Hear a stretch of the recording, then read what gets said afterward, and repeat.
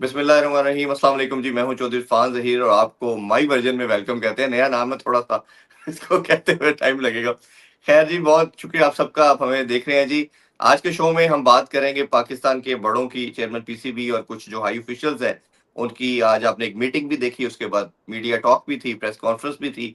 उसमें भी उन्होंने काफी चीजें की, काफी पॉइंट्स हैं, उनको आज डिटेल में डिस्कस करेंगे।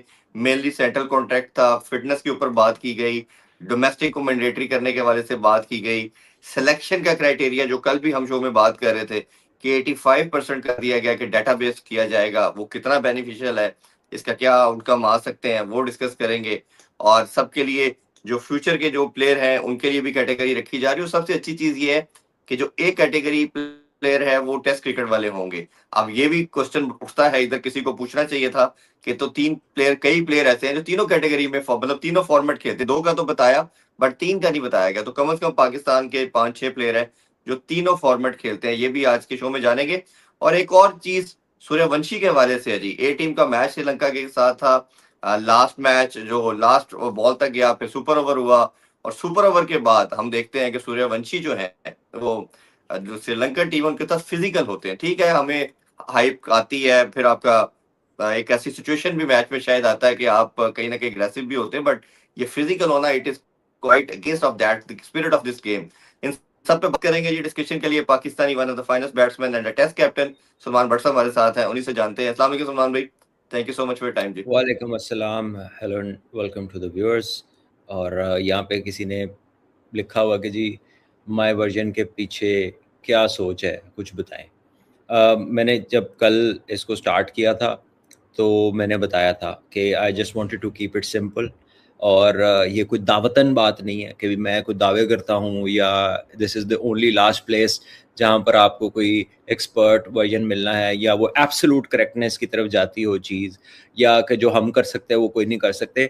तो मैं नहीं चाहता था कि इस किस्म की कोई भी फील मेरे सुनने वालों को आए, स्पेशली हमारा नाम कोई ऐसी चीज़ फ्लैश ना करे जिसमें एरोगेंस का आंसर हो, जिसमें लगे कि what we do nobody else can do. तो I wanted to avoid anything like that. तो माय वर्जन का मतलब है कि हमारा नज़रिया, जो भी टॉपिक चल रहा है, वो जो हमारा लेंस है, जहाँ से हमें लगता है कि यार ये बात अकॉर्डिंग टू मेरिट होनी चाहिए। उसमें आपका इख्तलाफ भी है, हो सकता है आप ठीक भी हो सकता है और हम कई बार गलत भी हो जाएंगे। ठीक है, ये पॉसिबल है, सारी चीज़ें, कोई अकले कुल है नहीं। तो आई थॉट कि ये एक मॉडरेट नाम था, which is easy to take, you know, hard to forget, and then it is not flashy, it is not arrogant. तो यही वजूहत थी, इसके अलावा कोई ऐसी कोई ख़ास बात नहीं थी। कोई ऐसा नहीं हुआ कि मैं सुबह उठाऊँ तो मेरे तकिए के नीचे से ये नाम निकला है, ऐसा कुछ नहीं हुआ। तो बिल्कुल। That is simple and this is my take and my reasoning. दूसरी तरफ आज सेंट्रल कॉन्ट्रैक्ट्स अनाउंस हुए, उसका एक नया वर्जन कह लीजिए। उसको पीसीबी ने मेरा ख्याल है कि क्रेडिट जहाँ ड्यू हो देना चाहिए। जो कमेटी होगी जिन्होंने इसको बनाया होगा, ऑब्वियसली एडमिनिस्ट्रेटिव कमेटी होगी, उसमें आपके जो चेयरमैन के एडवाइज़र हैं, सीईओ हैं, बिलाल अफजल हैं, सुमैर साहब हैं, वो कोच है, डायरेक्टर एनसी हैं, वो लोग सब ने मिलकर जिन्होंने इसको फॉर्मुलेट किया है। एक चीज़ इसमें, मैंने बहुत सारे सेंट्रल कॉन्ट्रैक्ट साइन किए हैं और देखे हैं और पढ़े हैं, और बहुत दफ़ा उस पर डिसएग्रीमेंट भी हुआ है और सारी चीज़ें, वो इतने मोटे पलंदे होते थे। एटलीस्ट इसका जो अभी तक का वर्जन सामने आया है वो समझ आने वाला है। It makes sense, it carries the required emphasis. हम बड़े अरसे से बात कर रहे हैं ना यार, फर्स्ट क्लास नहीं खेल रहे मुंडे, क्रिकेट इंप्रूव नहीं हो रही, डोमेस्टिक गिरी हुई है, जब तक आप अच्छा टेस्ट नहीं खेलेंगे आपके बाकी फॉर्मेट भी ऊपर नहीं जा सकते। ये बात हम आज नहीं, 7-8 साल से कह रहे हैं। सो फाइनली आपका सेंट्रल कॉन्ट्रैक्ट एक ऐसा अनाउंस हुआ है, या जो आज उसका इंट्रोडक्शन हुआ है। मैं ये नहीं कहता कि एंटायरिटी में यही कॉन्ट्रैक्ट होगा, क्योंकि डेफिनेटली इसकी डिटेल्स होंगी और इसकी डिसिप्लिनरी चीजें होंगी, इसके जो एथिक रिलेटेड चीजें होंगी, इसकी ऑब्लिगेशंस, कमर्शियल ऑब्लिगेशंस होंगी, और बहुत सारी चीजें अभी आनी है, डूज एंड डोंट्स होंगे। फिर इसके आगे अगर आप कोई लाइंस क्रॉस करते हैं उसके रिपरकशंस होंगे। तो बहुत सारी ऐसी चीजें, सजा जजा जो होगी, जैसे आज अवार्ड्स का तो बता दिया है, लेकिन जब जब आप चीजों को फॉलो नहीं करेंगे या आप की जो कॉन्ट्रैक्ट की वायलेशन होगी तो क्या उसके रिपरकशंस होंगे, उसकी सजा क्या होगी, वो सारी चीजें भी अभी आनी है, इसकी जो डिटेल्स हैं।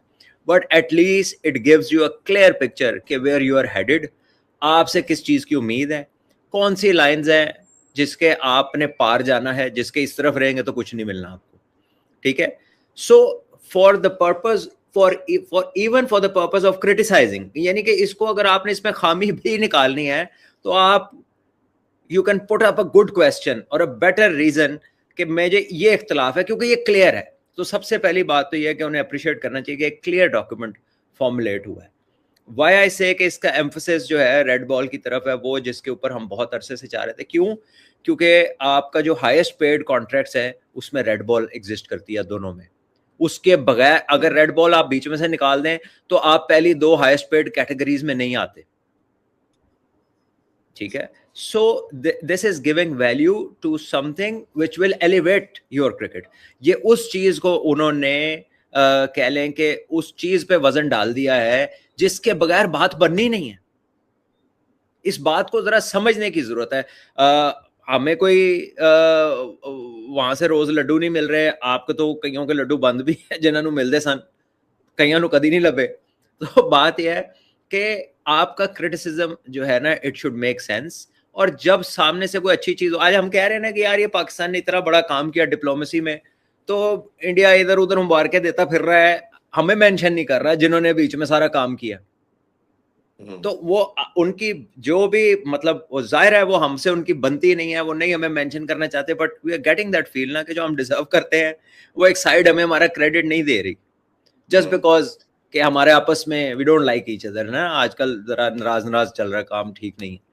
तो इधर भी अगर आप ये सोचें कि जब एक बंदे ने सही काम कर लिया तो उसको एक्नॉलेज करें, फिर आप उस सही काम को जब आप उसको डीप डाइव करते हैं, अगर फिर भी आपके ज़हन में कोई सवाल उठता है, अगर आपको कोई इख्तलाफ लगता है तो वो पूछें, वो बार बार पूछें। पूरा ये थोड़ी है कि एक ही मीटिंग होनी है, आपको तो बार बार सामना होना है। और माशाल्लाह ये तो होता ही नहीं है कि जिस काम गए हैं उसके मुतल्लिक सवाल हो, जे ओदे सानू कुछ ना मिले तो असं कोई पिछला सवाल कट लेने आ, वो भी आज होया है, उस पर भी बात करेंगे, वो भी आज हुआ है। सो द पॉइंट इज कि it is giving you a direction कि यार red ball Khelo to be in the top priority of getting the highest remuneration। आपके फायदे, आपका फ्यूचर सिक्योर करना, आपका साल सिक्योर करना, आपकी फिटनेस के ऊपर एम्फोसिस है बड़ा क्लियरली। आपका जो मेडिकल पैनल के हेड हैं डॉक्टर जावेद, उन्होंने मेंशन, उनसे जब पूछा गया, अच्छा एक चीज है कि वो प्लेयर्स को प्रोटेक्ट करते हैं, उन्होंने अपने आप कोई बात नहीं की। जब उन्हें ये पूछा गया और उन्हें पूछ ही लिया गया कि जी हमारा क्या हाल है फिटनेस में, तो उन्होंने ऑनेस्टली जवाब देना था। उन्होंने कहा कि यार जो हम चाहते हैं उसके मुताबिक लो है बिल्कुल। और इससे ज्यादा उन्होंने कोई बात नहीं की। और उन्होंने कहा कि कुछ चीजें हैं जो इन ड्यू कोर्स हम आपको जाके आगे बताएंगे, ठीक है। कीपिंग इन माइंड के प्लेयर्स की एक जाहिर है उनको प्रोटेक्ट भी करना है, उनके इंटरेस्ट को, उनकी कितनी चीज बाहर जानी चाहिए, कितनी नहीं जानी चाहिए, क्योंकि एंड ऑफ द डे वो प्लेयर कड्डन नहीं आए हुए, प्लेयर बढ़ान आए हुए हैं। ये भी ज़हन में रखें। पब्लिसाइज किया जाए, हमारे सामने ले, तब भी उन्होंने कहा कि मैं प्रोटेक्ट करने आया हूं। हाँ, क्योंकि सारी दुनिया में कुछ ऐसी चीजें होती हैं जो प्लेयर्स और जो ऑर्गेनाइजेशन है वो प्रोटेक्ट करती हैं एक दूसरे की, वो नहीं जा सकती। प्लेयर्स के पास भी कुछ बातें होती है और उनके पास भी, क्योंकि they are acting as one team. तो ये वो तो जब डिफरेंसेस होते हैं फिर तो घरों की बातें भी कोई जाके 10 जगह पे 10 तरह की बातें करता है, एक ही घर के लोग। लेकिन कुछ उसके एथिक्स होते हैं जिसमें कुछ चीजें उन्होंने प्रोटेक्ट करनी होती हैं। So we need to respect that कि वो जब आप पूछ लें, जो बता दिया वो ठीक है, जो नहीं बताया, और कॉमन सेंस प्रिवेल करनी चाहिए। आपको भी आइडिया हो जाना चाहिए कि केड़ी गल पूछना लिए तो केड़ी नहीं, या जी तुसी पूछ ही ली है तो जितना जवाब दे गया बस यहाँ पे रुक जाना है। और अगर कोई ऐसी चीज है कि जो बड़ी ब्लेटेंट है और आपको वो जवाब नहीं मिल रहा, तो वो वैसे ही सुनने वालों को समझ आ जाती है कि हुन फंस गए। तो even that can be respectfully done कि वो जी समझ आ गई है कि वो फंसा लिया जी, बड़ा आला सवाल था, जवाब नहीं मिला, वो है ही नहीं सी, वो भी आप कर सकते हैं। हुआ भी होता है, वो कई बार ऐसा होता है। बहरहाल coming back to the contracts, अच्छी बात, रेड बॉल का एम्फोसिस, फर्स्ट क्लास को, उसकी वैल्यू को बढ़ाया गया ये कह के जो है आप ये फर्स्ट क्लास खेलेंगे तो ये आपको उन गेटों में से गुजारेगी जो 3 गेट उन्होंने बताए कि गुजरना जरूरी है to get a central contract, जिसमें पहला आपकी फिटनेस है, दूसरा आपकी जो डोमेस्टिक क्रिकेट से जुड़ी हुई चीज़ है, और डेफिनेटली तीसरी जो है आपकी परफॉर्मेंसेज है। तो जो 3 गेटवेज हैं उसके अंदर एम्फेसिस है आपके टॉप प्लेयर्स को, और जब तक वो पूरा नहीं करेगा वो सेंट्रल कॉन्ट्रैक्ट के लिए एलिजिबल नहीं है. So to get the highest amount of money you have to play your domestic cricket. अच्छा, उसमें उन्होंने आइडेंटिफाई भी कर दिया कि किसको कितने मैच किससे एक्सपेक्ट कर रहे हैं. फिर उसमें उन्होंने उसके लिए भी आसानी कर दी कि अगर तेरे अपने सीजन के दरमियान तू किसी कमिटमेंट में इंटरनेशनल, तो अगर तू काउंटी क्रिकेट के भी 4 मैच खेलता तो वो भी गिने जाएंगे. ठीक है, तो उसमें हालांकि सारे प्लेयरों की तो ये अवेलेबिलिटी नहीं होती, कम की ही होती है. ठीक है, और अगर आपका इतना बिजी सीजन है, जो कि होता नहीं है, कि आपकी पूरी जो 2 फर्स्ट क्लास की बड़े इवेंट है, एक कायद आजम ट्रॉफी है, एक प्रेसिडेंट्स ट्रॉफी है, तो अगर उसके दौरान भी आपको कई टाइम नहीं मिला या तुसी नहीं खेडे, वो डिटर्मिन हो जाती है चीज. वो कोई ऐसी रॉकेट साइंस नहीं है कि जो डिटर्मिन ना हो सके. सो मेरा ख्याल है कि जो एम्फेसिस है हमें इस बात को अप्रिशिएट करना चाहिए कि वो करेक्ट तरफ है. आपका जो आपके टेस्ट क्रिकेटर्स हैं जिनको ये होता था कि यार क्योंकि लीग क्रिकेट खेलते नहीं है, इनको उतना पैसा मिलता नहीं है, तो जो नए आने वाले बच्चे हैं वो कैसे इंटरेस्ट लेगा रेड बॉल क्रिकेट में. तो अब जो सेंट्रल कॉन्ट्रैक्ट की पॉलिसी बनी है, it gives them a reason, gives them a reason to be good at, to take more interest in red ball cricket. और जब आप रेड बॉल में एक्सेल करेंगे तो ऑटोमेटिकली आपकी क्रिकेट एलिवेट होगी, पर्सनली भी और एज अ कंट्री भी और एज योर टीम, वो सब कुछ एलिवेट होगा, क्योंकि एक्सेलेंस का रास्ता यही है. वो कितने के लोग ऐसे निकलेंगे जरा कोई छोटी उम्र ही पता लग जाए कि जनाब इन्हें दिन नहीं है तो यार या पार है, दूसरा काम ही कोई नहीं है. सही बात ठीक है ना. वो तो कोई एक आध एक्सेप्शनल केस होगा या एक आध से क्या ले 2-3 हो जाएंगे मैक्सिमम, इससे ज्यादा तो चांस नहीं है. सो आई थिंक कि this is a step in a right direction. बाकी जो आपके सवाल है कि जो पिछे तुसी फलाम टूर्नामेंट नहीं जितते, तुसी टीम है नहीं खिलाई, फलां बंदे कितने आउट थे उसको नहीं खिलाया, those are separate questions. This is not what this event was for. वो ये टॉपिक नहीं था, लेकिन बहरहाल वो सवाल हुए, उसका रिस्पांस कुछ का मिला सही उनको, कुछ का उनको डिजायर्ड रिस्पांस नहीं मिला क्योंकि वो टफ क्वेश्चंस भी थे उसमें. बट आई थिंक जो as far as this thing is concern, very clearly it is a good job, it is clear. इसकी मजीद डिटेल्स आएंगी. मेरा ख्याल है कि काफी फेयर इवेल्युएशंस हैं इसमें.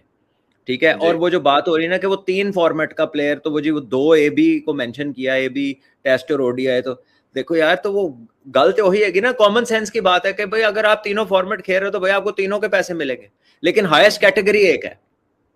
तो अगर कोई प्लेयर भी उठ के ये सवाल करता है कि जी देखो मैं तो जी तीनों खेलता हूँ, यार उसको डिटेल में पूरा पढ़ो, उसको समझो तो सही. उसके अंदर है कि अगर तुम्हें T20 भी खिला दिया गया उन दोनों के खेलते हुए, अगर आप T20 भी खेलेंगे तो आपकी वही फीस होगी जो T20 के प्लेयर की फीस है, जो कि मैक्सिमम T20 की फीस है, वो फ्लैट है, एक ही है.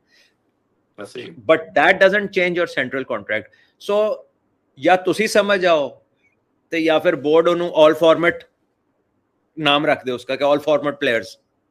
हाँ, ये भी हो सकता है, बिल्कुल हो सकता है. लेकिन हाँ, ये भी हो सकता है, और कहीं ना कहीं उनके जहन में ये भी हो सकता है कि वो कहे कि नहीं 2 बड़े फॉर्मेट्स, क्योंकि उनके जो चैंपियनशिप्स है वो देखिए, आप T20 के 2 वर्ल्ड कप भी जीत के ना वेस्ट इंडीज का नाम ऑस्ट्रेलिया नहीं रख दिया. उनकी जो वर्थ है वो ऑस्ट्रेलिया या इंडिया या इंग्लैंड की नहीं हो गई. क्यों नहीं हुई? क्योंकि टेस्ट क्रिकेट में कहीं एग्जिस्ट नहीं कर रहे, क्योंकि वनडे क्रिकेट में कहीं एग्जिस्ट नहीं कर रहे. तो मे बी मैं उम्मीद कर रहा हूं कि कहीं ये जहन में आ गया हो कि नहीं, ये 2 बड़े फॉर्मेट को ही प्रायोरिटी देनी है.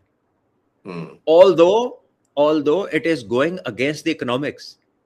जी, ठीक है. बट अगर आपको on the face of it यही लगेगा यार पैसा तो इधरों आ रहे थे, पैसा इधर बताता है, लेकिन अगर आप इसको पूरी तरह समझें तो this is going in a better way for the economics. क्यों? क्योंकि अगर आपका प्लेयर अच्छा होगा, प्लेयर समझदार होएगा, तो वो रिजल्ट्स लाएगा, और जब रिजल्ट्स आएंगे फिर स्पॉन्सरशिप, टीवी राइट, फिर महंगाई, आपकी प्रोडक्ट कितनी महंगी है ये आप डिसाइड करेंगे. तो उससे इवेंचुअली आपकी इकोनॉमिक्स भी बेहतर होगी अगर आप उसको जरा गौर करें उस चीज में. तो मेरा ख्याल है कि ये बहुत सारी चीजें जो है ना इसमें वो अच्छे डायरेक्शन की तरफ है, प्रोवाइडेड कि ये अपनी लेटर एंड स्पिरिट में फॉलो हो. अब जो अगला पार्ट है, पॉलिसी आ गई है. देखिए, हम हमेशा बात करते रहा कि सिस्टम नहीं है. सिस्टम होता है लेकिन वो चलता है जो असी उन्होंने ओबे करिए ते असी उन्होंने अप्लाई करिए. हम उसको रिलीजियसली उसको अप्लाई करें, उसको समझें, हम अपनी ऑब्लिगेशन एज अ प्लेयर पूरी करें, वो अपनी obligation as a organisation as a mother body पूरी करें, और जो वाइस वर्सा लोग हैं अपने अपने रोल्स को निभाएं, तो सिस्टम में जान आती है, तो सिस्टम सिस्टम कहलाने के काबिल होता है, और फिर वो मिसाली सिस्टम बनता है। अभी एक पॉलिसी आ गई है, फॉलो करते वक्त आप इसके मेरिट्स का ख्याल ही ना करें तो पॉलिसी क्या कर लेगी? वो तो कागज के टुकड़े हैं।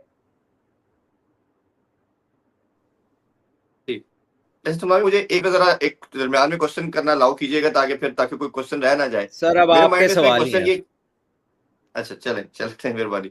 अच्छा, उस तो माइक हैसन की वैसे तो हम चीजों पे इख्तिलाफ करते हैं, बट उसने इसको एक्सप्लेन किया। उसने कहा कि T20 का जो प्लेयर है नॉर्मली वो ज्यादा नॉमिनेट किया जाता है, वो लीग भी खेलता है। और इधर जो है आपका जो लड़का है जो टेस्ट क्रिकेट खेलता है नॉर्मली, वो लीग क्रिकेट में नॉर्मली नहीं जाता, उसकी टेंडेंसी नहीं होती, या ओडीआई वाला भी। तो उस लिहाज से भी हमने बैलेंस किया, और हमने ये भी बात की थी कि जैसे एंडरसन को और ब्रॉड को 2009-10 के अंदर इंग्लिश बोर्ड ने सबसे ज्यादा पैसे दिए थे। आइडिया तो उधर से ही जनरेट हुआ था ना दुनिया में, कि टेस्ट क्रिकेटर को इतने पैसे देंगे जितना आपका T20 या इंटरनेशनल नहीं ले रहा। तो आपके ख्याल में ये जो हमारे लड़के टेस्ट खेलेंगे या ओडीआई खेलते हैं, इन पे बैरियर भी आएगा कहीं ना कहीं लीग का? क्योंकि मुझे तो बात से जो उससे आउटकम आ रहा है वो ये आ रहा है कि T20 पैसे थोड़े देखिए ने, तो मौज प्यार, तू खेल अगर लीग आप उस डॉक्यूमेंट को खेलेंगे। जो आज रिलीज हुआ है, उन डॉक्यूमेंट्स की जब डिटेल्स आएंगी तो आपको पता चलेगा कि ये जो एम्फसिस है, क्योंकि रेड बॉल पे है ज़्यादा, बड़े फॉर्मेट्स के ऊपर ज़्यादा है, उसकी वैल्यू को क्योंकि लोग ज़्यादा इकोनॉमिक्स की ज़ुबान समझते हैं, तो उन्होंने उसको इकोनॉमिक्स की ज़ुबान में ही समझाने की कोशिश की है कि यार चंगा खेडोगे तो चंगे पैसे मिलेंगे, ठीक है। So it is the most difficult format, it is something that demands a lot physically, mentally, और आपकी समझ बूझ से, आपकी इंटेलिजेंस से, आपके डिसीजन मेकिंग से उसका बहुत ताल्लुक है। सो आई गेस के जो बात उन्होंने की है स्पेशली कि जी T20 की जो क्रिकेट है वो उसको ज्यादा पैसे मिलते हैं, तो वो होती ही इतनी है, यानी कि वो 4 लीगें भी थोड़े थोड़े पैसों की भी खेले तो एंड ऑफ द डे वो ज्यादा हो जाता है। तो जब तक बोर्ड उसको राइट डायरेक्शन में नहीं करेगा और उस पर पाबंदियां नहीं लगाएगा, या उस पर आपको एक फोर्स्ड राइट डायरेक्शन नहीं देगा जिसकी बहुत अशद जरूरत है, तो और कौन देगा? फिर कैसे हम सही करेंगे? आपकी मेरी खाली बातों से तो होने नहीं लगा। पहले हम यही कहते थे कि जी फर्स्ट क्लास खिलाएं, फर्स्ट क्लास खिलाएं, अब वो खिलाने लगे हैं, टेस्ट क्रिकेट को एम्फसाइज करने लगे, तो अब इससे किसी ना किसी को प्रॉब्लम शुरू हो जाएगी। देखिए जो टॉप कैटेगरी ना, उसको सारों को PSL तो मैंडेटरी है, अलाउ है, जी, ठीक है जी। उसके अलावा जो अक्रॉस फॉर्मेट्स कह रहे हैं उनको एक लीग अलाउ है ठीक है। बिकॉज ऑफ देयर वर्कलोड, हम्म, ठीक है, एक लीग अलाउ है। जो बंदा B और C खेल रहा है उसको PSL के अलावा 2 लीग्स अलाउड, दो league as per my understanding, ठीक है। और जो C है, क्योंकि वो सिर्फ T20 और लीग स्पेशलिस्ट है, उसकी डेफिनेशन है T20 international and league specialist, तो उसकी कोई लिमिट नहीं है एनओसीज की, तो बिल्कुल उसका ठीक काम ही होइएगा, है। ठीक है। अच्छा। और उसको सबसे कम पैसे पीसीबी दे रहा है, क्यों? क्योंकि वो कह रहा है कि इसने लीगें खेल के पैसा बनाना है जो हमारे बाकी प्लेयर नहीं बनाएंगे, हम्म, बिल्कुल ठीक है, ठीक है। Fair enough. So I think कि ये जो चीजें हैं दे मेक सेंस। बाकी जब भी आप कोई डॉक्यूमेंट क्रिएट करते हैं, जब भी कोई आप एक चीज फॉर्मुलेट करते हैं और उसमें अपना दिमाग लगाते हैं, और उसमें देखिए ये इवॉल्विंग सिचुएशंस होती हैं, तो ये जो डॉक्यूमेंट्स आप बनाते हैं they are always open to betterment, they are always open to changes, always open to us, you know, exceptional circumstances। अब कोई ऐसा सिनारियो आ जाएगा, हो सकता है कहीं ना कहीं आके इस डॉक्यूमेंट में आपको लगे कि यार ये वाली बात जो थी शायद हमारे जहन में उस वक्त नहीं आई, तो आप उसको डालेंगे उसमें। इसीलिए मोस्ट जब डॉक्यूमेंट्स या लॉज या किसी भी जगह की वो बन रही होती है ना, ऑर्गेनाइजेशन की एक डॉक्यूमेंट क्रिएट होता है कि डूज एंड डोंट्स या उसके रूल्स एंड रेगुलेशंस बन रहे होते हैं, तो उसमें एक कॉमन सेंस का लॉ होता है, ये कॉमन सेंस की एक शिक होती है, या एक्सेप्शनल सर्कमस्टेंसेस की एक शिक होती है कि यार जब कोई ऐसा मैटर अराइज करेगा कि जो अनफोर्सीन सर्कमस्टांसेस हैं, तो फिर exceptional circumstances demand exceptional decisions, वो फिर जी, उस मौके की मुनासबत से जो बनेगा वो डिसीजन लिया जाएगा। तो इसमें क्या हर्ज है? कोई कंप्लीट डॉक्यूमेंट जो है दुनिया में बता दें, आसमानी किताबों के अलावा क्या कंप्लीट है? कोई भी नहीं, कोई आती रहती आज चेंजिंग। जो आपका अदालती निजाम भी है, क्या वो इवॉल्व नहीं होता? नए कानून नहीं बनते, नई अमेंडमेंट चीजें नहीं होती आती रहती है, हैं? कंटिन्यूअसली अमेंडमेंट तो होती रहती है। बड़ी अजीब और गरीब भी ना कुछ बातें, कुछ अच्छी बातें भी हुई। There were some good questions and there were then some questions जिसपे लगा कि यार आज कोई सवाल बन नहीं रहा, लेकिन एंज पूछ लो, ठीक है। अब एक बात हुई कि ये जो सेंट्रल कॉन्ट्रैक्ट का निजाम है, शायद मुहावरतन उन्होंने कहा कि जो तो 70 साल से चल रहा है। हाँ, अब पहला हमने सवाल। तो बात ही सुनी। बात यह है कि भाईजान, ये तो आपको पता है कि सेंट्रल कॉन्ट्रैक्ट बने कब थे? हम्म। सेंट्रल कॉन्ट्रैक्ट मुतारिफ किसने कराए थे? पाकिस्तान में, जब बॉब वुलमर कोच आया था। हम्म। तो बॉब वुलमर कब कोच आया? 2000, सन 2003-4 की बात है, चार में आया ठीक था। है। तो अगर आपके 23 साल 70 साल के बराबर रहता है तो मैंने पता नहीं। नहीं, वो चेयरमैन और साहब ने तब कहा ये ना कि अगर डॉक्यूमेंट, आप हाँ एक्नॉलेज ही कर हाँ लें, जी, अगर एडमायर नहीं करना तो एक्नॉलेज ही कर लें कि चीज हाँ नहीं हुई। बड़ी खूबसूरत उन्होंने बड़ी अच्छी गल की थी। उन्होंने कहा कि जो तुसी एक्नॉलेज अप्रिशिएट नहीं नहीं करना कर, तो अप्रिशिएट नहीं करना तो एक्नॉलेज कर लो, मान तो लो। लेकिन वो खैर उन्होंने कह दिया जो उन्होंने कहना था। वो भी कोई होंगे, मतलब बड़े ही आदमी होंगे, उनको जो सही लगा उन्होंने बोल दिया। लेकिन फैक्ट ये है कि ये 2003 के बाद जाके बने हैं। बॉब वुलमर आया था, उसने ये कोशिश की और इसमें कामयाब हुआ कि प्लेयर्स के सेंट्रल कॉन्ट्रैक्ट्स होने चाहिए, क्योंकि बाकी दुनिया में थे, पाकिस्तान में तब नहीं होते थे, स्लैब्स थे और मैच फीसें होती थी।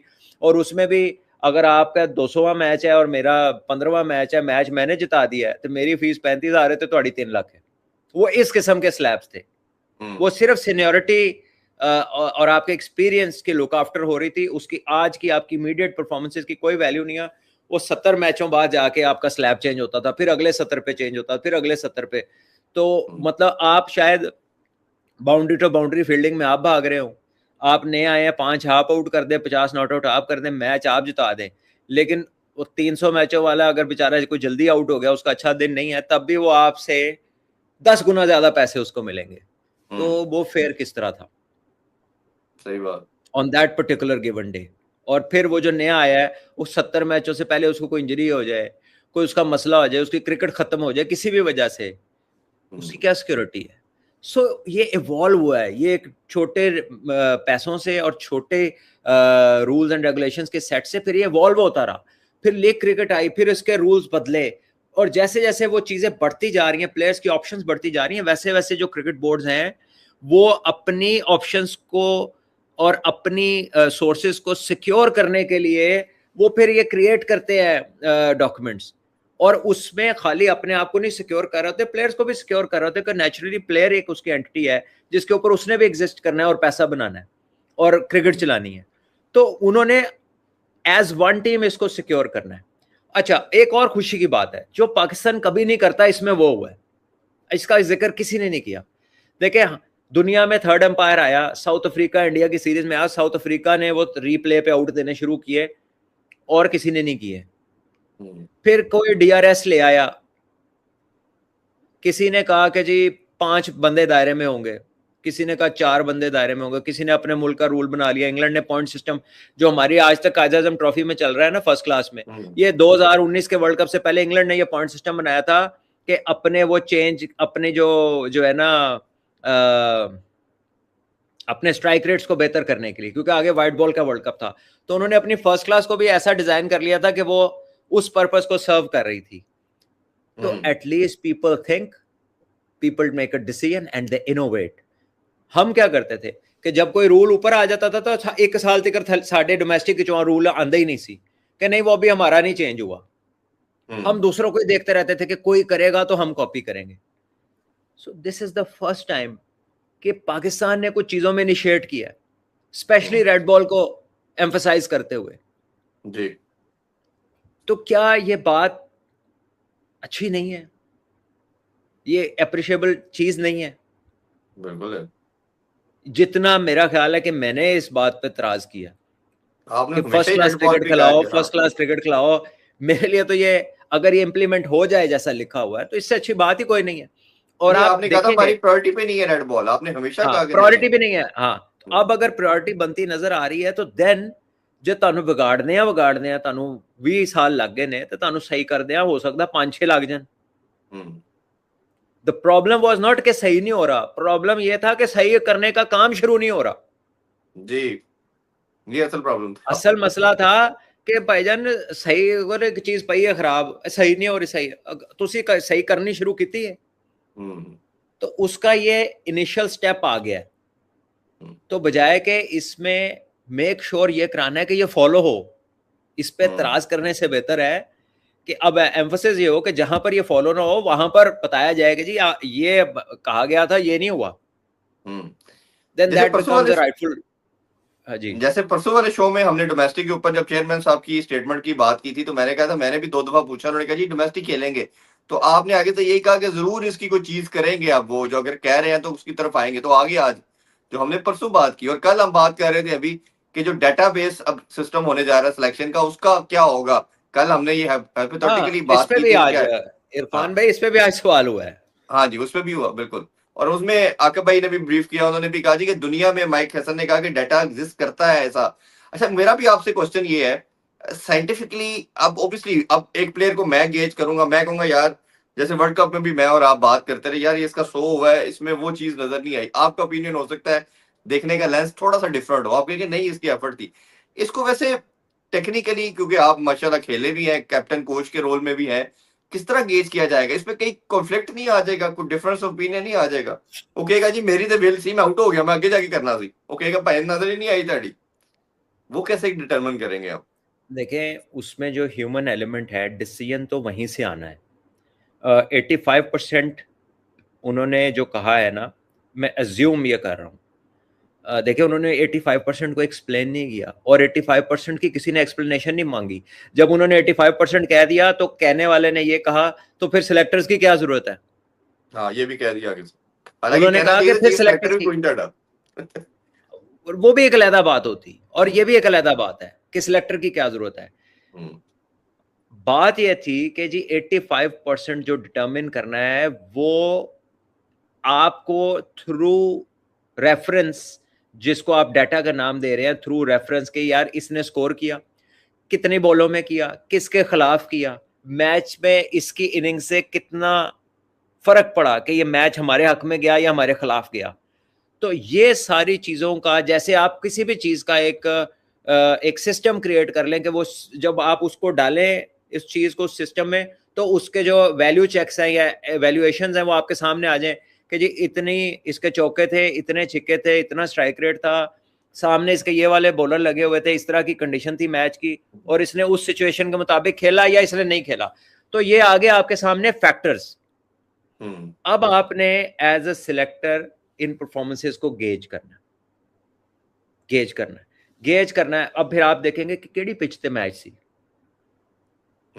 ठीक है, इस प्लेयर की फिजिकल कंडीशन क्या थी, ये वो चीजें जो डाटा गेज नहीं करके बताएगा आपका, ठीक है। ये फिर इसकी डिसीजन मेकिंग क्या थी, इसकी खासियतें क्या हैं, इसकी स्ट्रेंथ क्या है, रनिंग बिटवीन द विकेट इसकी कैसी थी, इसकी कॉलिंग कैसी थी, इसने किस मौके पे हमला किया, किस बॉलर को मारा, किसको इसने थोड़ा सा रिस्पेक्ट दी, किसे अवॉइड किया, ठीक है, किन हिस्सों में ये ज्यादा स्कोर करता है। हमने जिस मुल्क के लिए इसको हम जिस अगली सीरीज में सोच रहे हैं कि इस प्लेयर को सिलेक्ट करना है, इसके जो स्कोरिंग जोन है, इसके जो शॉट है, वहां की पिचों पे एप्लीकेबल है कि नहीं है। तो human element can never be taken out. तो ये जो सवाल है इसका जवाब ये बन। अब अच्छा एक और भी बात है कि क्योंकि मोहसिन नकवी साहब ने ये बात कर दी तो उन्होंने उन्हीं को यह सवाल कर दिया कि जी ये फिर उनकी क्या जरूरत है। तो इसका जो रिप्लाई था ना वो टेक्निकल था, इसका रिप्लाई टेक्निकल था, जैसे हमने बात की है। अब आप उनसे ये एक्सपेक्ट ना करें कि वो आपको टेक्निकल रिप्लाई देंगे जो कि आपको ये डिस्क्रिप्शंस देता हो जो अभी आपको मैंने दी है कि पिच कौन सी थी, बॉलर कौन सा था। नहीं, वैसे माइक हैसन ने थोड़ा सा दिया, माइक हैसन ने दिया कि जो 7वें नंबर पे कर रहा, बाद में दिया उसने कि वो जो 7वें नंबर पे था, उनकी जो डिटेल थी ना वो बड़ी, वो बिल्कुल वो मतलब पहली जमात वाली सी। उन्होंने कहा जो जरा 7वें नंबर पे आएगा ओदी तो नहीं बारी नहीं आनी जिन्हें पहले आनी, ये हाँ उनके रन बराबर नहीं हो सकते। ये एक डिफरेंट प्रोपोजिशन है। मैं जो बात कर रहा हूँ वो है किदे खिलाफ, बॉलर केड़ा सी, ओवरहेड कंडीशन क्या थी, पिच क्या थी। अब ये स्पिन विकेटों के ऊपर कोई 70 कर दे तो क्या आप उसे साउथ अफ्रीका के मैच के लिए डरबन में खिलाना है, आपने उसको जोबर्ग में जहां पे तेज गेंद निकलता है, ठीक है, या तेज बाउंसी ट्रैक है, या उसे पर्थ में या मेलबर्न में खिलाना है, तो क्या आप उसे स्पिन विकेट के 70 को वैल्यू करेंगे, या तेज विकेट के ऊपर किसी का 40 किया हुआ जिसने 5-6 रख के कटे पुले मारी होंगी, आप उसको वैल्यूएट करें? तो जो टेक्निकल डेप्थ है ना, वो डिस्क्रिप्शन में आनी चाहिए। और अगर आप सिर्फ अक्स डालने के लिए सवाल कर देंगे तो वो अक्स पकड़ा जाता है। ठीक है ना जी, आप कह रहे हैं कि जी वो फिर उनका क्या काम है? अच्छा, उनका काम मिनिमाइज करने के लिए ये चीज आ रही है कि जो आप जब बैठ के कहते हैं कि यार वो मुंडे दा दसो, तो एक तो ये इन्फॉर्मेशन आपके पास आई थी, लेकिन end of the day intelligence आपकी ही लगनी है कि कहां पे ये जो डाटा तो आ गया है, लेकिन ये एप्लीकेबल कहां पर होता है, ये फैसला तो इंसान ने करना है। जब 3 लड़के आ जाएंगे, 3 में से एक सेट करना है, तो फिर आप उन पे देखेंगे ना, ये सारी चीजों को तो देखेंगे। जो फाइनल कॉल है वो तो आपकी समझबूझ पे, और इसीलिए जब वो समझबूझ आपकी अच्छा रिजल्ट देगी तो आपको सारे कहेंगे बहुत आला सिलेक्शन थी, और जब आपको उसका रिजल्ट नहीं मिलेगा तो ਤੁਸੀਂ ਹੁਣ ਕੰਪਿਊਟਰ ਨੂੰ ਠੁੱਡੇ ਤੇ ਨਹੀਂ ਮਾਰੋਗੇ, ਤੁਸੀਂ ਤੇ ਉਸ ਬੰਦੇ ਨੂੰ ਕਹੋਗੇ ਕਿ ਜੀ ਇਹ ਕਿਉਂ ਹੈਗਾ ਜੀ, ਇਹਦੀ ਜਗ੍ਹਾ ਨਵਾਂ ਬੰਦਾ ਲਿਆਓ।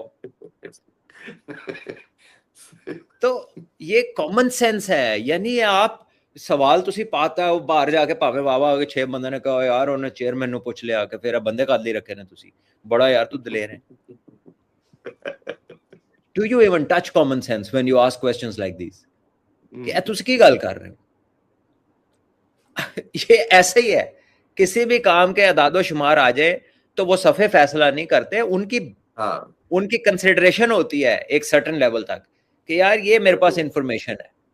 ठीक है, जब आप जंग भी लड़ते हैं तो आपके पास पता होता है कि किथे कौन बैठा है, किथे केड़ा हथियार लगा है, किधर कहां तक किसकी क्या रेंज है, बट देन आपने फायर कब करना है, अपनी मर्जी की कौन सी जगह है, आपका कौन सा है, वो पूरी स्ट्रेटेजी डिजाइन कौन करता है, जो उस सारे आपकी इंफॉर्मेशन को काउंटर कर रही होती है और आपको उस पे बर्तरी दिलानी होती है। वो डिसीजन किसका होता है, फाइनल ट्रिगर किसने पुल करना होता है, कौन कहता है कि हुन करो जी हमला, स्ट्रॉन्ग जोन कौन से हैं, किधर से जाके करना है। बिल्कुल, वो ऐ थोड़ी है कि मशीन ने टू किता ते सारे उठ के लड़न लग पे, ऐसे तो नहीं होता ना। तो ये करने वाली गल करनी चाहिए, मतलब ऐसे ही वो दिखाने के लिए कि हमने कर दिया या ये कर दिया या पूछ लिया। हाँ, एक और बड़ा इंटरेस्टिंग कह लें या डिफरेंट किस्म का क्वेश्चन जड़ा पुरानी मेरा ख्याल है जिस तरह आपने जिक्र किया पढ़ा सी, वो ये था कि उन्होंने कहा कि आकिब भाई को एड्रेस किया और कहा गया कि आप दसो ਤੁਹਾਨੂੰ ਕਿੰਨਾ टाइम चाहिए। मेरा ख्याल है वो कहना यही चाह रहे थे कि ਤੁਸੀਂ पहले 6 महीने किया सी, फिर ਤੁਸੀਂ कुछ और टाइम किया, और कह नहीं सके, वो कहना यही चाह रहे थे जो उनके अल्फाज से लगा।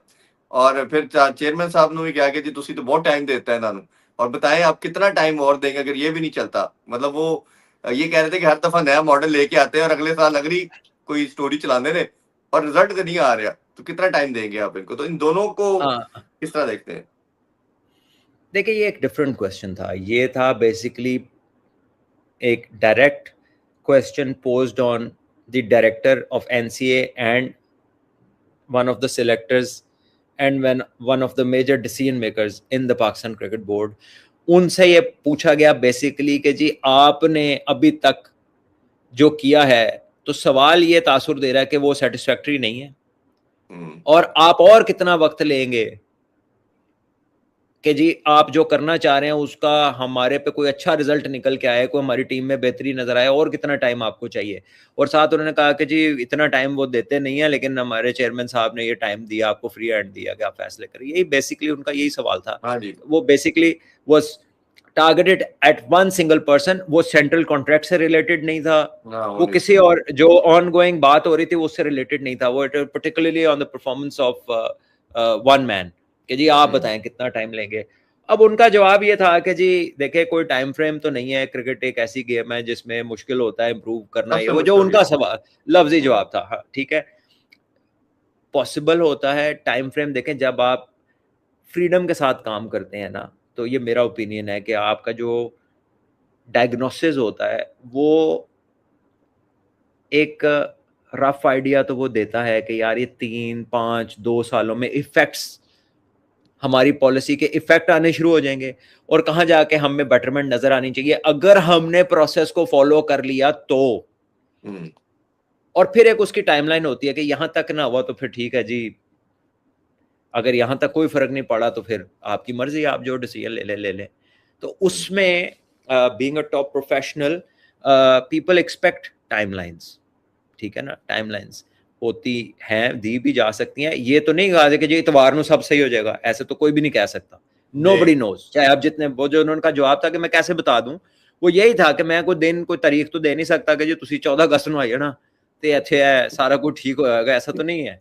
बट एक टाइमलाइन अगर वो कि जी अगर प्रोसेस हमारा करेक्टली फॉलो होता है और अगर हम इसको रिलीजियसली फॉलो करते हैं तो let's say with in 3 years हमारे सामने एक बेटर शेप आ जानी चाहिए अक्रॉस फॉर्मेट्स, तो शायद वो शायद तसल्ली बख्श होता। बहरहाल वो उन्होंने जो उन्हें से बेहतर लगा उन्होंने पूछा, जो उन्हें लगा कि मैं ए कह दूंगा तो उन्होंने वो कह देता। लेकिन अगेन वो एम्ड एट पर्टिकुलर परफॉर्मेंस था, it had nothing to do with the current document जिसके ऊपर सारी कॉन्फ्रेंस हो रही थी। उन्होंने इंटरव्यू नहीं दिता होना कल वाली बात, तो फिर मैं तो प्रेस कॉन्फ्रेंस में पूछागा। देखिए टू बी न्यूट्रल या कह लें कि पूछने वाले की तरफ अगर फेयर इनफ हो सकता है उसकी अपनी ग्रीवियंस हो गई, यार ये 2 साल से हमें ये कह रहे हैं हो कुछ नहीं रहा। हाँ, ये भी हो सकता है उसके ज़हन में हो गया यार ये देखो होंदे कुछ नहीं है। हो सकता है वो कहीं गया हो प्रेस बॉक्स में, वहां पाकिस्तान मैच ना जीता हो तो दूसरों ने रोला रूला डाल दिया, तो कईयों के दिल को ये भी बात लग जाती है। दूसरी तरफ ये है कि ऑब्वियसली वो एक टाइमलाइन जो है वो दी भी जा सकती थी और maybe there was something in his mind जो कि शायद वो ये एक्सपेक्ट नहीं कर रहे थे। टाइमलाइन दे देंगे लोग याद कर लेंगे ने, ਤੁਸੀਂ 6 महीने पहले है क्या जिस तरह शुरू में उन्होंने दे दी थी जब आए थे, तो वो फिर लोग अब उनको कोट करते हैं ना, तो इसलिए वो फंस गए हैं एक दफा दे के। मेरा नहीं ख्याल देंगे अब। अच्छा, एक चेयरमैन साहब ने और बात की सलमान भाई, उन्होंने कहा कि बायलैटरल हम जीत रहे हैं, उसका रिकॉर्ड बड़ा अच्छा है, इंटरनेशनल में जाके हम कोलैप्स करते हैं उसको फिक्स करने की कोशिश कर रहे हैं और हमें कुछ चीजें समझ भी आई हैं। अब मेरा इसमें थोड़ा सा इख्तलाफ है। इख्तलाफ ये है कि जिन बायलैटरल को हमारा कोच बार बार या हमारे डायरेक्टर साहब एलिवेट करके और बड़ा उसको हाईलाइट करके बयान करते हैं, वो तो बी और सी टीम्स है। कोई भी टीम आपकी बायलैटरल भी ठीक तरीके से नहीं खेलने आती, और आप जो पिचेस बनाते हैं वो भी किसी तरह इंटरनेशनल इवेंट के मुताबिक नहीं होती, तो उसको भी आप सारे शुरू हो गए हो कि जी कमाल हमने बायलैटरल में किया, तो इंटरनेशनल में की स्यापा पै जाता फिर। तो कहीं ना कहीं देखिए उनकी मेरी बात सिंक सुने है ना। वेरी क्लियरली, सिवाय आपके 2-3 जो टेस्ट क्रिकेटर चेयरमैन थे, लिख ले कि किसी और को पिच का अंदाजा नहीं हो सकता। आपके प्लेयरों को नहीं है, कईयों को नहीं है, आपके कई प्लेयरों को नहीं है, ठीक है। और this is not something which makes you qualify as a chairman. हाँ जी, सही बात है, ठीक है। ये ऐसे ही है कि वापडा ਦਾ कोई ਵੱਡਾ ਉੱਥੇ ਕੋਈ ਫੀਡਰ ਟ੍ਰਿਪ ਕਰ ਗਿਆ ਤਾਂ ਤੁਸੀਂ ਵਜ਼ੀਰ ਆਜ਼ਮ ਨੂੰ ਫੜ ਲਓ ਕਿ ਇਹ ਫਲਾਣਾ ट्रांसफार्मर नहीं चल रहा तो दसो, ठीक है, क्या गलती कितों हुई। ठीक है, तो जब आप बात करेंगे तो उनके नीचे जो अपॉइंटेड लोग हैं उनके मुतालिक बात जायज बात बन सकती है, नॉट गोइंग इनटू कि जी वो पिच जो है वो जी ऐसे। बात यह है कि अब ये जो आपने सवाल किया उनसे किसी ने नहीं किया उधर, ठीक है, तो वो आपको अपनी पिच की जो रीजनिंग होती है वो फिर उसमें बता देते, ठीक है, कि यार ये मैंने तो इसलिए पिच बनाई थी, मुझे क्वालिफिकेशन का मसला था, मैं टॉप 6 सिक्योर कर रहा था। फिर अगली बात होती जी आप तो पहले सिक्योर थे या नहीं थे मुझे नहीं मालूम, मैं सिर्फ एक आर्गुमेंट के तौर पे कह रहा हूं कि जी कोई कहता है जी तुसी तो पहले ही तानू खतरा ही नहीं सी, फिर वो आपको बता दे कि नहीं हमें खतरा था या किस तरह हमें खतरा हो सकता है, किसके पेश नजर हमने ये किया है, वो एक अलग डिबेट है, वो फिर एक अलग रीजनिंग होती। लेकिन ये सवाल तो किसी ने किया ही नहीं। उन्होंने तो सीधा पूछा कि जी तारीख दसो कदों असीं लैण आईए ट्रॉफी, टेस्ट मैच दी, वनडे दी ते T20 सानू दसो असीं कदों तुहाडे कोल लैण आईए अपनी ICC दी ट्रॉफियां। और दुनिया में अब ऐसे भी सिस्टम है जिनकी सब लोग तारीफ करते हैं लेकिन ट्रॉफी कोई नहीं है उनके पास। न्यूजीलैंड, हाँ जी, ऐसे ही है। कोई ट्रॉफी। इवन साउथ अफ्रीका भी अगर देखा जाए तो साउथ अफ्रीका की कितनी रेयर अचीवमेंट है, एक बांग्लादेश में उन्होंने चैंपियन ट्रॉफी जीती थी, ठीक है, और वो कितने दफा वो सेमीफाइनल फाइनल में पहुंचते हैं और वो नहीं कर पाते उसको। और उसके बरक्स वेस्ट इंडीज ऐसी टीम 2 T20 के वर्ल्ड कप जीत गई, जिन्होंने आधा साल जड़ा बोर्ड नाल लड़ाई रहती सी, कॉन्ट्रैक्ट साइन नहीं करते सन, नवे मुंडे खिला देंगे सन, और वो लड़के जब वर्ल्ड कप में इकट्ठे हो गए तो वो जीत गए। सो अब विराट कोहली जैसा प्लेयर जो टेस्ट मैच में शानदार कप्तानी करता रहा, कितनी उसकी विन परसेंटेज थी, अनफॉर्चुनेटली वो नहीं जीत सका वाइट बॉल की कोई भी इवेंट ICC का इन हिज कैप्टनसी। ठीक है, इवन टेस्ट चैंपियनशिप का फाइनल भी हार गया तकरीबन पहला वो जो। तकरीबन उसी टीम के साथ रोहित शर्मा जीत गए, T20 भी जीते, ठीक है, वो T20 वर्ल्ड कप जीत गए, वो जी चैंपियन ट्रॉफी जीत गए। चैंपियन ट्रॉफी भी जीत गए। तो ये कुछ चीजें हैं कि वेयर आपका मेरा पैमाना हो सकता है कि यार ये वर्ल्ड कप जीते तो यही बेहतर कप्तान होना है, या जो वर्ल्ड कप जीत गई यही नंबर 1 टीम हो। जरूरी नहीं होता कि वो एक्चुअली नंबर 1 नहीं हो। ऐसे ही अब है। हम जब 2009 का वर्ल्ड कप जीते हैं, हमारा जो टीम एनवायरनमेंट था, किसी भी आप उस टीम के प्लेयर से पूछे कि कैसा था, क्या हालात थे, सही ठीक है। बात। ये आकिब भाई ही उसमें कोचिंग स्टाफ असिस्टेंट में कोच थे। है। हाँ जी। वो इंतखाब आलम साहब, जब इंतखाब आलम साहब कोच थे, 92 का वर्ल्ड कप भी आप जीते थे, हाँ जी। ठीक है। तो वो तो 2 वर्ल्ड कप जीते हुए हैं, तो फिर तो उनको वो एक किस्म का कह लें कि सारी जिंदगी कोच रहना चाहिए, ऐसे ही। इफ दैट्स द केस, ठीक है। हम्म, तो ये बहुत ही डिबेटेबल पॉइंट्स हैं। ये आपकी अपनी लाइकिंग, डिसलाइकिंग, सेटिस्फैक्शन, आप किस कॉन्सेप्ट को मानते हैं, ये बहुत सारी कंसिडरेशंस इसमें आती हैं, तब जाके इस तरह के फैसले होते हैं अंडर डिफरेंट सर्कमस्टांसेस। बट वैसे ऑन द लाइटर नोट, हाँ, इंतखाब आलम साहब और कायम अली शाह साहब तो मेरा ख्याल है वो लंबे टाइम तक सर्व कर सकते हैं। इंतखाब आलम साहब भी वैसे के वैसे ही दिखते हैं और कायम अली शाह साहब भी वैसे ही नहीं दिखते हैं नहीं नहीं, नहीं। मैं उनके साथ रहा हूँ। मैंने उनके साथ टूर्स किए हैं, हमारे कोच रहे हैं वो। नहीं मैं उनकी उनकी बुजुर्ग फिटनेस के बात कर रहा हूँ कि वो जब 92 में देखे या 2009 में अभी भी कभी कभार टीवी पे नजर आते हैं, माशाल्लाह वो वैसे ही नजर आते हैं। हाँ, नहीं मैं उनकी फिजिकल अपीयरेंस की बात नहीं कर रहा, वो शुरू से ही अपने प्लेइंग डेज से he was on the healthier side. वो लीन हम्म, कभी भी नहीं थे, लीन जो हमने हम्म, जो उनकी पुरानी भी तस्वीरें देखी हैं। But some of his trades, कुछ तो उनमें अच्छा था ना जो वो जी जीते हैं, या किसी तरह भी उन्होंने वो कोप अप किया है, या अल्लाह ने उनके नसीब में लिखा है। अब आप इस चीज से कोई लड़ तो नहीं सकता, सही बात, सही बात। ठीक है ना। अब जिसको जो मिल गया वो आप और मैं कैसे ले सकते हैं वापस, ठीक बात। खुदा न खास्ता। और हमें लेना, सोचना भी नहीं चाहिए ऐसा, सोचना भी नहीं चाहिए, बिल्कुल। सोचना रब भी की नहीं देन चाहिए है जी ऐसा। ये। वो तो उनकी दे, रब की देन है, वो उनको मिला रब है। की देन है जी। तो हाँ, बिल्कुल ऐसे ही। तो बाकी ये है कि वो जितनी देर हमारे साथ रहे, वो बड़े रिस्पेक्टेबल फिगर थे और हर एक से अच्छे तरीके से बात करते थे। कभी हम्म, किसी को उन्होंने डांटा नहीं, कोई किसी से हार्श तरीके से बात नहीं की। ये उनके पीछे से बात हो रही है, हमें मुझे नहीं लगता कि वो सुनते भी होंगे किसी को, हम्म, या कोई तरह उनका इंटरेस्ट होगा भी, या वो क्या कर रहे होंगे। लेकिन ये ऐसे ही। उनके मतलब उनकी गैर मौजूदगी में हम बात कर रहे हैं कि इज वन सही ऑफ द बात। Very nice people. I am not talking about how professional he may और he may not be in terms of coaching और व्हाटएवर। वो उनके रिजल्ट्स हैं दुनिया के सामने देखने को, उसके आप तरीकों से इख्तलाफ कर सकते हैं, लेकिन आउटकम्स हैं उनके, अल्लाह ने दी हुई हैं। क्रिकेट अक्यूमेंट जो होना चाहिए वो तो बेसिक उनके पास बहुत जबरदस्त था, तो उसी बेस पे वो डिलीवर करते रहे। अच्छा, दो चीजें समापी इस कॉन्ट्रैक्ट के बारे से जाननी है। एक तो ये है कि हमारे जो नए मेडिकल डायरेक्टर हैं उन्होंने कहा कि एक कोई टेस्ट, एक मीटर टाइप उन्होंने टेस्टिंग मीटर का कहा कि 4 मंथ का स्पैन होगा, फिर 8, फिर 1 ईयर, उस पर गेज करेंगे। दूसरा क्या कि हमने कोई पनिश नहीं करना, लड़कों को पेनलाइज नहीं करना, हम इनको लेके चलेंगे और प्रोसेस बनाएंगे। आप इसमें कितना आपको रैशनलिज्म नजर आता है, क्योंकि मॉडर्न डे की देखें जो आप फिटनेस लेवल है वो अ, इंटायरली डिफरेंट हो चुकी है। देखिए जावेद भाई एक हाईली क्वालिफाइड इंडिविजुअल है और अपने काम को बहुत समझते हैं। इंग्लैंड से उनका ताल्लुक है, वहीं पे उन्होंने सारी ज़िंदगी काम किया है, और मैं उन्हें इसलिए जानता भी हूँ ज़्यादा, थोड़ा मतलब from analyst point of view, कि हम हज हमने इकट्ठे किया था, तो माशाल्लाह। ठीक है। वो सारा वक्त हमारा इकट्ठे गुजरा। उस वक्त वो पाकिस्तान क्रिकेट बोर्ड में नहीं थे, लेकिन पाकिस्तान के बहुत सारे प्लेयर्स उनके पास जाया करते थे अपने रीहैब्स करने और अपनी प्रॉब्लम्स को रेक्टिफाई कराने के लिए। So I know him as a very nice man, somebody who knows his job, और उनका कॉन्सेप्ट अपने जो काम में है वो बड़े क्लियर है। और उन्होंने बड़ी अच्छी बात की, आज भी उन्होंने कहा कि उन्होंने प्लेयर्स को प्रोटेक्ट करने की बात की। उन्होंने अमली तौर पे भी उतनी ही बात की जहां से प्लेयर को एक्सपोज ना हो, और उन्होंने ऑनेस्टली भी बात की कि जो असल हालत है वो भी बताई, लेकिन इन अ पोलाइट मैनर। फिर उन्होंने कहा कि हमने किसी को सजा नहीं देनी, हमने उनको बिल्ड करना है, उनकी कैपेसिटी जी। बिल्डिंग करनी है और उनको राइट डायरेक्शन में लेकर आना है। और it is very much possible, ये मैं आज आप सबको बता दूं कि बहुत सारे प्लेयर्स होंगे जो कभी भी उसके पूरी तरह अचीव नहीं कर सकेंगे। क्यों? क्योंकि वो अब अपनी मिड 30s में पहुंच गए हैं।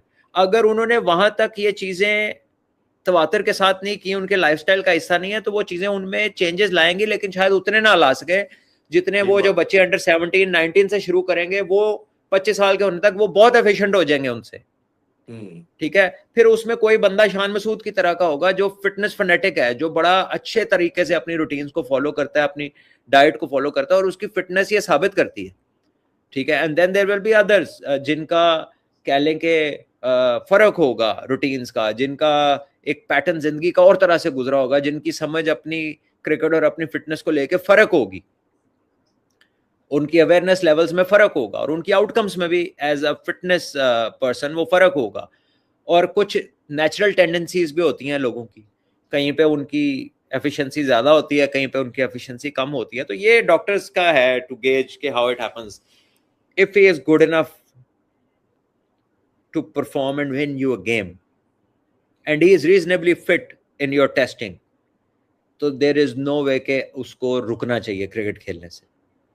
ठीक है, और आपकी टेस्टिंग और उसकी क्रिकेटिंग एबिलिटी है, उसको भी कॉमन सेंस को इन दो चीजों को बाइंड करना है। At the same time making sure के फिटनेस को कोई फॉर ग्रांटेड ना ले ले के कोई गल नहीं 100 ते करता है हुन ਅਸੀਂ नहीं दौड़ते जनाब, जो तुसी कहंदे हो ਅਸੀਂ नहीं करते हो, हम नहीं वो एक्सरसाइज करके दिखा सकते, ऐसा नहीं चलेगा।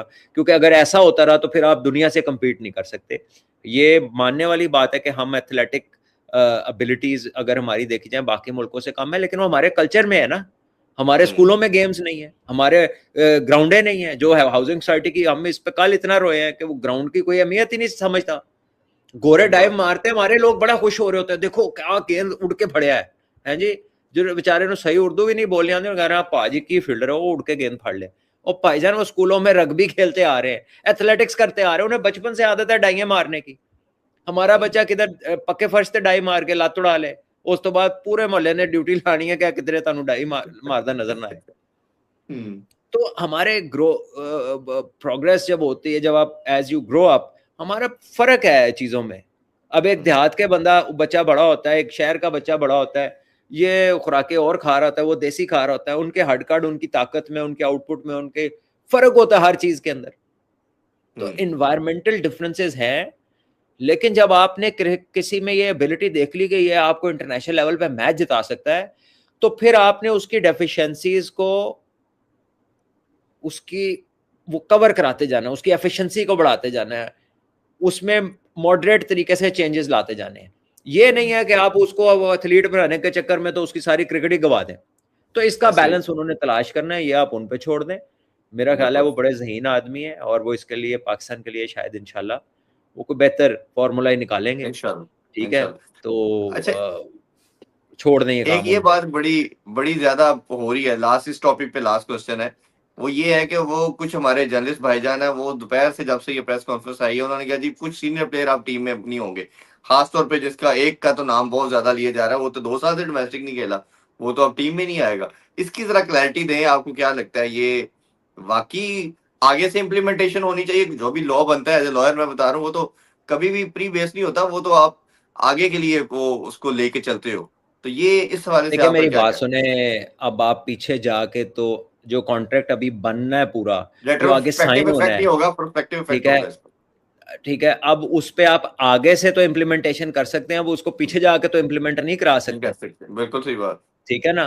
तो अब जब वो उन्होंने ऐसी उसमें शिक रख दी है कि जी खेलेंगे तो मिलेगा, तो भाई फिर खेलेंगे तो मिलेगा।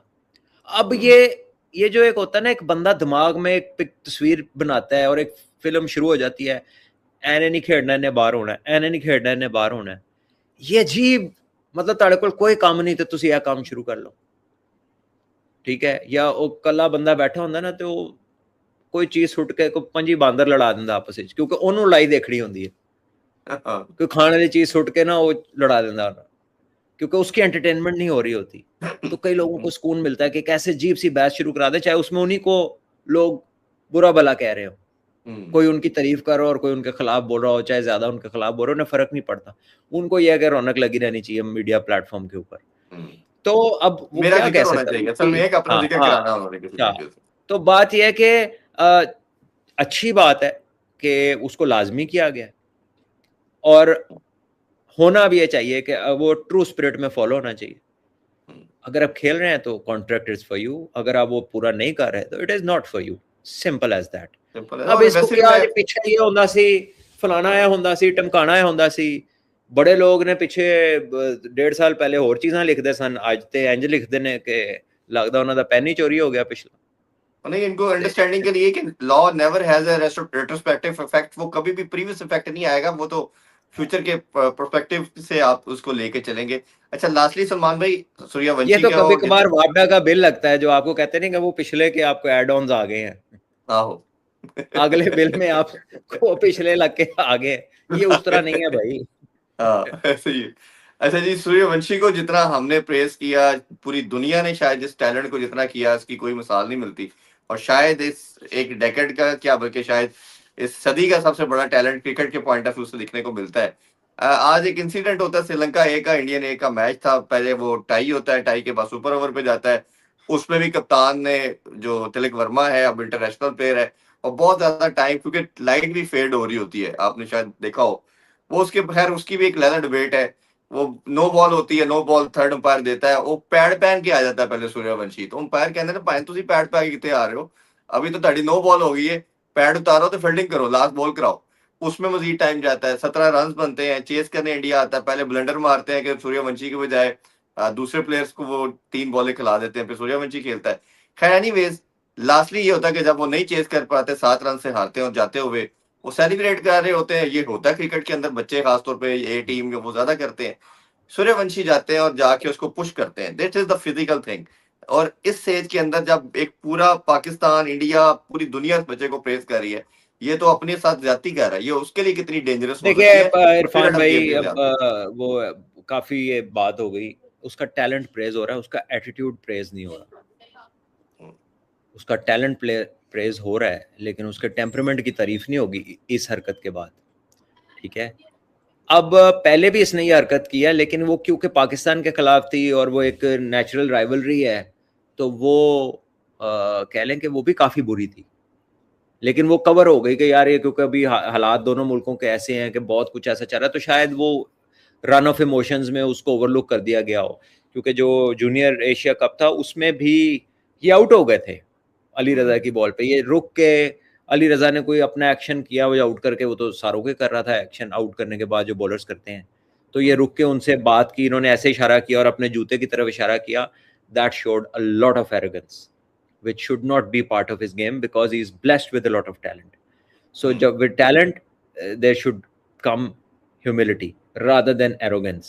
तो ठीक है, he's a young man, उसको इस बात पे समझा दिया जाना चाहिए, या उसको जो भी उन्होंने फाइन करना है whatever, वो जो कोर्स ऑफ क्रिकेट है वो तो होगा, लेकिन it looks bad, it is unacceptable, और स्पेशली किसी को धक्का देना, किसी को बैड जेस्टरिंग करना या बहस करना, ये किसी भी तरह कभी भी आईसीसी के रूल्स में या किसी भी क्रिकेट बोर्ड की जो रूल्स है, सेट ऑफ रूल्स, उसमें एक्सेप्टेबल नहीं होता। तो मेरा ख्याल है कि he should better himself in this regard. ये चीज, उसका टैलेंट माइल्स अहेड है और उसका जो एटीट्यूड अभी तक का नजर आ रहा है वो माइल्स बिहाइंड है, माइल्स नहीं 100 ऑफ माइल्स बिहाइंड है। तो उसको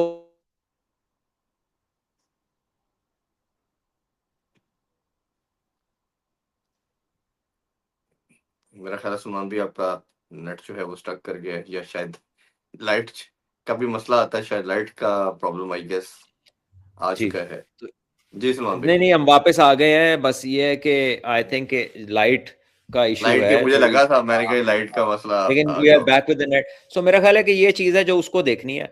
बाकी जो टैक्टिकल ब्लंडर है ये पहला नहीं है, ये इन्होंने ओमान में भी किया था, सुपर ओवर था बांग्लादेश के खिलाफ, तो तब भी इसने फेस नहीं किया था, आज भी इसने फेस नहीं किया। तो ये इतने गुस्से से जो दूसरी टीम को दिक्कत दे रहा है, ये इतने ही एग्रेशन में जाके अगर अपनी टीम को कह दे कि मैंने फेस करना है, या अपने साथी को कह दे कि मुझे फेस कराओ, तो शायद वो कहेंगे यार बड़ा डिटरमिन्ड है, इसी को फेस करा दो। क्योंकि कोई तुक तो नहीं बनता कि एक बंदा सबसे अच्छा स्ट्राइकर हो और आप उसको फेस ना करने दें, उसको तो मैक्सिमम नंबर ऑफ बॉल्स दें, ठीक है।